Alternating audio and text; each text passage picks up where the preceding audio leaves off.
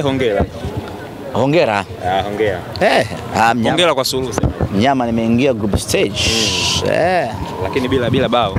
Inatosha. Timu pekee Tanzania ambayo imeingia group stage msimu bila bao. Azam 7, Yanga 2, Singida 3. Tunamshukuru Mwenyezi Mungu, tumefanikiwa kuingia hatua ya makundi ya ligi ya mabingwa Afrika. Tulikuja hapa Benjamin Mkapa leo purposely kwa ajili ya kuja kufuzu, na Muumba mbingu na ardhi ametujalia tumefuzu, tumeingia hatua ya makundi ya ligi ya mabingwa barani Afrika. Hesabu zetu hazikuwa nyingi sana leo. Hesabu zetu zilikuwa ni kuja kufuzu na hatimaye tumefuzu. Mchezo wa leo tumecheza kwa heshima kubwa sana, tumecheza kikubwa sana, tumecheza kinamna ambavyo timu inatakiwa kucheza kwenye hatua za mtoano. Kwenye hatua za mtoano tunachoangalia ni malengo makuu. Malengo makuu ni kufuzu, na hii leo tulikuja hapa kukamilisha ratiba na tufuzu na tuende hatua ya makundi. Na tunajipongeza sisi Simba Sports Club, taifa kubwa, kufuzu na kwenda hatua ya makundi ya ligi ya mabingwa na kufuzu hatua ya makundi ya michuano ya CAF kwa mara ya 7 mtawalia. Tulisema wazi ya kwamba tunakwenda kuifukuzia record ya kuwa timu ya 3 Afrika ambayo imefuzu michuano ya CAF kwa kipindi cha miaka 7 mfululizo, na hatimaye hii leo tumefanikiwa kuandika rekodi hiyo. Anayetuongoza ni Al Ahly, anayetufuatia ni Mamelodi Sundowns, wa 3 Afrika nzima ni Simba Sports Club. Kwa leo ni siku kubwa kwetu, ni siku ya sherehe kwetu, ni siku adhim kwetu, tumefanikiwa kufuzu. Lakini unaweza ukawa na maswali mengi Jadu, na wanashabiki wa Simba wakawa na maswali mengi ya kwamba tulitegemea baada ya Simba kutakata katika dimba la sababu nikiwa naongea usio unashika simu. Kocha gua moja, mimi niongee au ucheze simu? Ongea baba. Basi weka mfukoni. Swali shalipata. Namna hiyo bana. Ni undisciplined. Tena kwa msemaji mkubwa. Sio tu mkubwa, msemaji mzito. Kwa hiyo unaweza ukawa na maswali mengi. Bana vipi? Wewe tuzo na wewe bana wewe. Unaweza ukawa na maswali mengi kwamba tulitegemea hii leo kwa namna ambavyo timu ilicheza kule ugenini, na hii leo wewe tuzo njoo kae huku unamshuti nani sasa? Njoo kae huku. Ananipata pembeni masikio hivi. Huyu mtu ovyo sana. Mpaka leo juu engo. Hebu mpisheni huyo sasa hapo unaonaje? Simona anapata unyama. Anampata mzima. Sasa je? Umeona bana. Kwa hiyo unaweza ukawa unajiuliza maswali mengi sana. Na wapeni tabu kidogo ya kuedit. Nyinyi mmezoea tunapeleka hivyo seleleko tu, unachukua tunapandisha amwedit YouTube. Amwedit. Hapana. Ni hatari. Sisi wenzetu ilikuwa lazima uedit. Same kama hizi. Unatoa vipande vyote vya nani vibaba chwa. Uzungumzacho wewe chochote kile. Watu wanapenda wana enjoy. Umeona bana? Unaweza ukawa una maswali mengi ama unajiuliza vitu vingi kwamba tulitegemea Simba ilivyocheza kule Eswatini ingekuja kucheza namna hiyo na hapa Benjamin Mkapa. Kama kule Eswatini Simba iliweza kupata mabao 3, tulitegemea hapa Benjamin, na hiyo ndio fikra ya wana Simba wengi, kwamba hapa tungekuja tungempiga huyu 3, tungempiga 4. Kwa mtu mmoja aliniandikia message bana, kule 3 huko 7 jumla 10 mtu mzima. Kwa hiyo hayo ndio yalikuwa matumaini ya wana Simba wengi. Lakini mpira wa miguu una hesabu zake. Mpira wa miguu una plan na mipango yake. Mpira wa miguu unacheza leo ukiangalia kesho. Kwa nini Simba imecheza hivi ambavyo imecheza hii leo? Na kwa nini meneja Pantev ameamua kubadilika kwa kiasi kikubwa sana? Leo hajatumia ile michoro yake ambayo ameiandika ya kiufundi. Hajaitumia kabisa. Hajaitumia. Leo yalikuwa ni maneno tu na miluzi, lakini haja apply kabisa mipango yake ya kikatili. Kwa nini? Kwa sababu kwanza tayari Simba tulikuwa tumeshafuzu tangu tarehe 19 ya mwezi wa 10. Tulikuwa tayari tumeshajihakikishia nafasi ya kuingia hatua ya makundi ya ligi ya mabingwa Afrika. Na Nsingizini wasingeweza kutufunga kwa namna yeyote ile. Hata wao wangekuwa 22, sisi tungekuwa 11.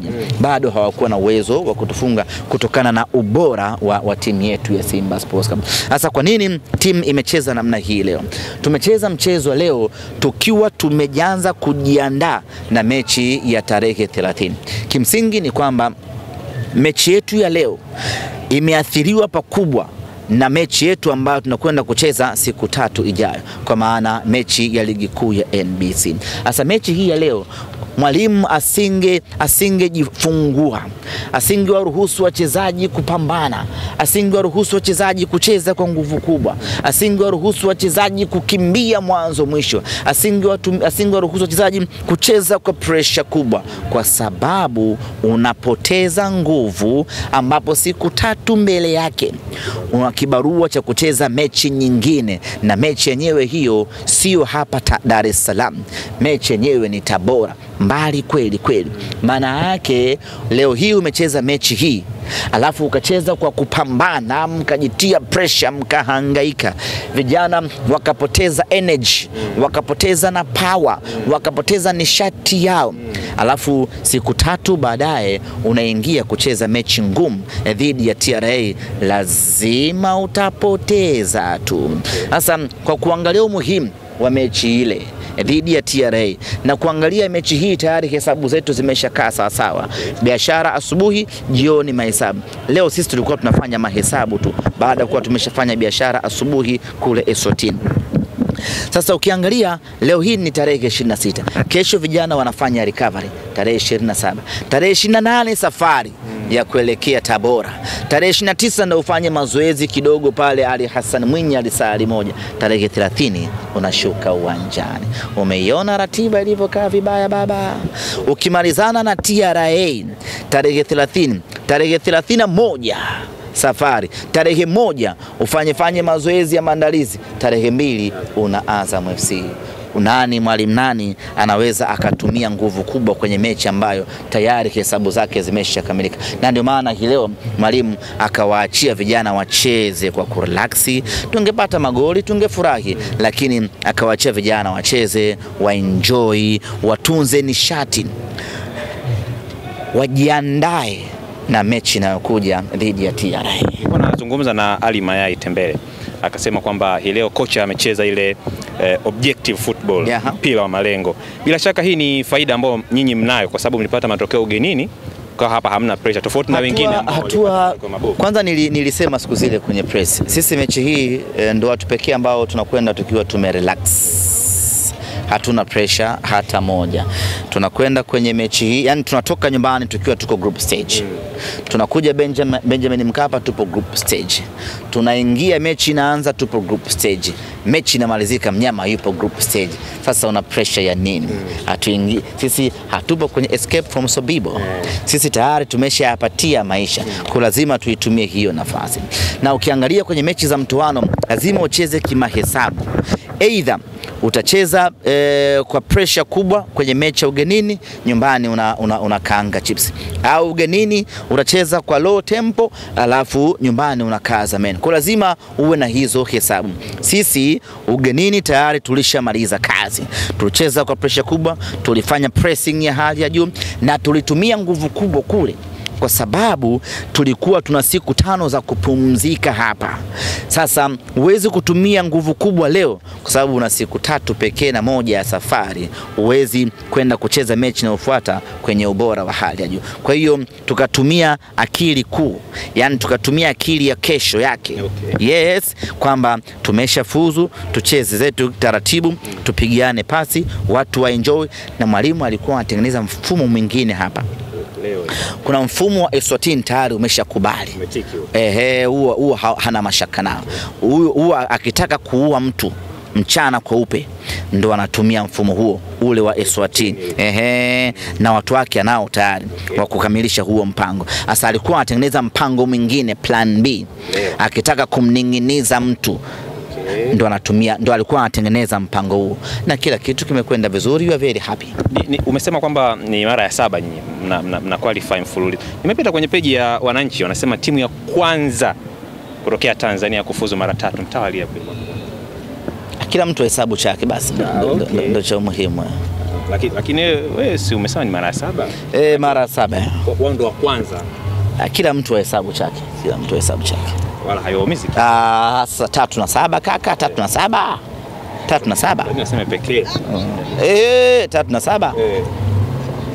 Sawa, Ahmed, kwenye upande wa performance tumeona pia hii leo goalkeeper Yakub Suleiman amecheza vizuri kweli kweli. Japo bado hali ya goalkeeper namba 1 Musa Kamara haijatengemana, alikuja uwanjani. Kwake Yakub Suleiman unadhani cha kuzungumza kwenye mechi hii leo? Ameonesha ubora wa hali ya juu sana. Ukiangalia hii ni mechi yake ya pili anacheza ya ligi ya mabingwa, ya 3 anacheza ya ligi ya mabingwa Afrika. Mechi ya kwanza na Gaborone United alicheza vizuri. Mechi ya pili ni hawa Eswatini kule ugenini na hapa, na mechi zote 3 hajaruhusu hata bao moja. Ni performance ya hali ya juu kwa upande wake, inazidi kumjenga na kumuongezea confidence, inazidi kumfanya kuwa bora, inazidi kumuongezea ukubwa na maarifa, na inakuwa ni faida kubwa kwake na kwetu Simba Sports Club. Wakati huu ambapo mlinda mlango namba 1 Musa Kamara hayupo, pengine ungeingia kwenye wimbi la pressure kwamba sasa inakuaje, anakosekana huyu, lakini wana Simba tuna enjoy. Anakosekana Musa Kamara, anakuja Yakub Suleiman, anaifanya kazi vizuri, hakuna mashaka. Lineup ikitoka golini yuko Yakub, unachekelea tu kwa sababu unajua Yakub anakwenda kufanya kile ambacho mlinda mlango wa Simba anatakiwa kufanya. Kazi imetukua kwa mashabiki wa Simba licha ya kiingilio, lakini wamekuja kwa idadi kubwa. Mimi cha kuambia uliwaita wameti? Tunawashukuru sana. Sina idadi kamili, lakini zaidi ya 20,000 ambao wamekuja, na hiyo ndio standing ya Simba Sports Club, na sisi tunajivunia mashabiki wetu wenye moyo wa dhahabu, mashabiki wetu wenye mapenzi ya dhati na timu yetu ya Simba Sports Club. Tuliwaita, wamekuja, wamefanya kile ambacho kinatakiwa kufanyika, na hatimaye wameondoka na furaha. Hii leo Simba imeingia hatua ya makundi. Sisi wana Simba kama ambavyo wametuelekeza, hakuna bure, na wasahau kabisa kuwa na bure kwenye mechi zetu, iwe nyepesi iwe ngumu, la vyovyote itakavyokuwa, wao tunawahitaji katika mazingira yoyote, na hiyo ndio standard ya mnyama. Heshima ya mnyama ni kujilipia mwenyewe, na ndio maana tukaitwa Simba Sports Club. Kwenye upande wa makundi mmeingia wote 4, japo nyinyi si story kuingia katika hatua ya makundi. Azam na Singida ni marao ya kwanza, unawaambia nini semaji ambao ushapazoea sana huko ni sehemu zako kabisa huko? Sina cha kumwambia yoyote chochote, ni mara ya kwanza. Sijaja duniani kufundisha watu cha kufanya, hata ushauri. Tutajishauri wenyewe wana Simba. Ukiangalia kule shirikisho kina Ziyech amerejeshwa Morocco, wameshatinga tu makundi. Tutakaa sisi wenyewe wana Simba tujishauri namna gani ya kutoka robo finali kwenda nusu finali. Siwezi mimi nikakaa nikashauri mtu. I don't have such time. Wala haikupiga gaziko kabisa kuona mwenzako ananyolewa. Ananyolewa? Yaani kuona mwenzako ananyolewa una uwezo wa kumshauri? Hapana. Mimi ni mtu mwenye roho mbaya. Sawa. Mnaenda kutumia mfumo gani kwenye mechi inokuja ya TRA? Umesema leo mfumo mlikuwa mnatengeneza, wa Eswatini umeshatika. Mwalimu ndio atakaye amua na kupanga tunaendaje katika mchezo huo, lakini lazima kudeclare ya kwamba ni mechi ngumu. Haijawahi kuwa mechi nyepesi kucheza against TRA ambao ni Tabora ya msimu uliopita. Mara zote mechi inakuanga ngumu kweli kucheza na wao, na ndio maana unaweza kuona mwalimu ameheshimu mechi hiyo na ameanza maandalizi ya mechi hiyo kupitia mechi hii ya ligi mabingwa Afrika, kwa sababu tumeshafanya study yetu, tumeshaona ni mechi ngumu sana tunakwenda kucheza, ni wapinzani wagumu kweli tunakwenda kukutana nao, lakini tunaamini katika ubora wetu tutakwenda kupambana na kutafuta matokeo mazuri inshallah. Baada ya mechi ya goli 7 zile za Azam, msemaji wao akasema ili muamini kwamba gari imewaka, tarehe 2 sio mbali. Anapiga mahesabu ya tarehe 2. Anasema ili muone kama gari imewaka, tarehe 2 sio mbali. akawa na hesabu 27, 26. Msemaji wao ni nani? Anaitwa Hashimu Ibwe, under 17. Sasa siwezi kujibu katoto kadogo. Siwezi kujibu katoto. Lakini anawataja sema. Sawa. Sasa mimi siwezi kukaa na jibu. Kauli katoa mtoto. Katoto. Tena sababu mtoto katoto. Under 17. Sasa hivi naye ni msemaji wa CAF. Msemaji wa hatua makundi. Ni katoto bwana, wewe leta swali kubwa. Angesema Zakazi. At least. Nao ni at least. Sio climax. Sio katoto. Katoto na mimi tena siwezi kujibu kitu alichosema katoto. Kavulana. Under 17. Chavuka huko. Asante sana. Haya bwana.